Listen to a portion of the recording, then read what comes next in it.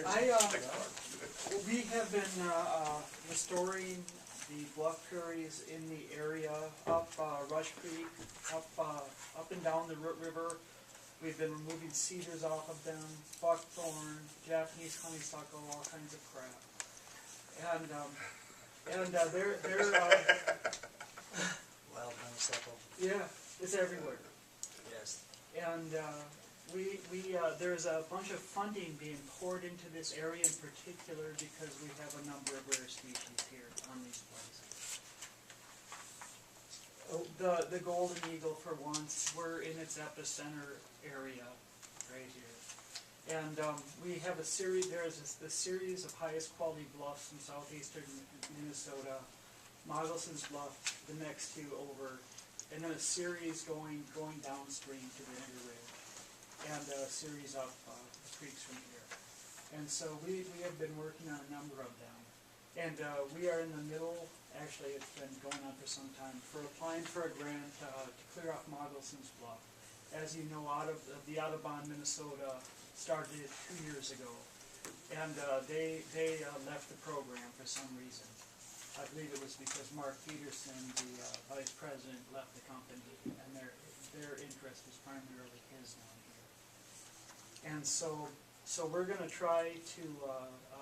We know we'll be approved for it. We believe we're putting it in. We don't know if we will get the grant, but somebody probably will, and then it'll get taken care of. So hopefully we will, because I believe we'll do a better job than the other people will.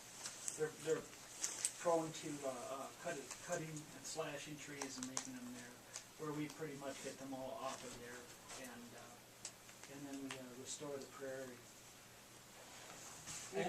You can all see this is Moggelson's Bluff here.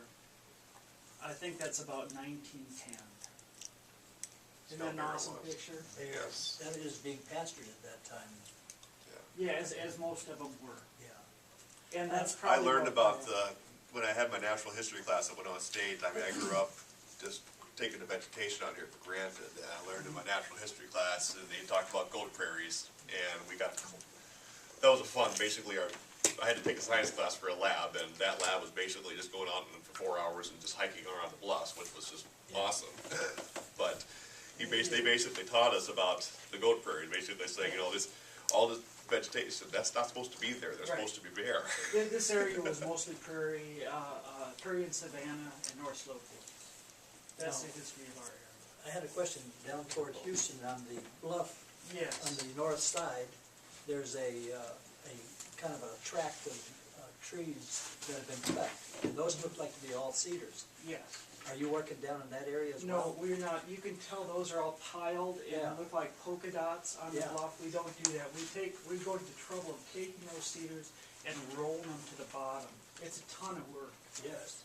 And but that's what we've been doing, because when we do that, all kinds of exotic crap comes up on those places.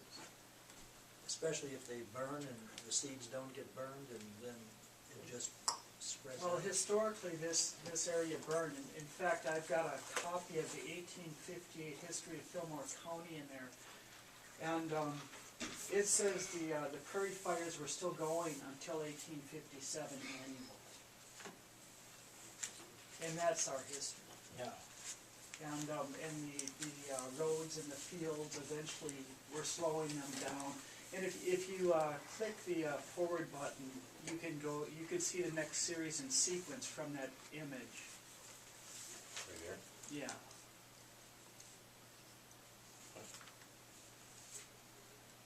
And there's a photo of there. Moggelson's Bluff was listed as one of the highest quality prairies in southeastern Minnesota in 1992. And since 1992, obviously it's been heavily degraded and colonized by cedars, as all of our bluffs in this area have. Is that you? Right there. The little guy. I'm just cutting buckthorn and wild honeysuckle up behind my house and Betty Johnson's house. Yes.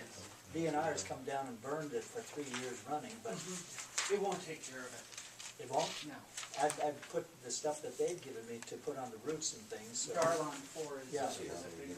yeah, but so far nothing has come back where I've cut and Yes, and apply it, and that's what we do too, we will use Garland 4 on it. And it's not sprayed, it's just putting a couple of drops on it. And it is a bacteria actually, that you step on, you're supposed to step on them sideways and it breaks the Cambrian layer and you put a couple drops on there and it kills them. And that's what we're doing.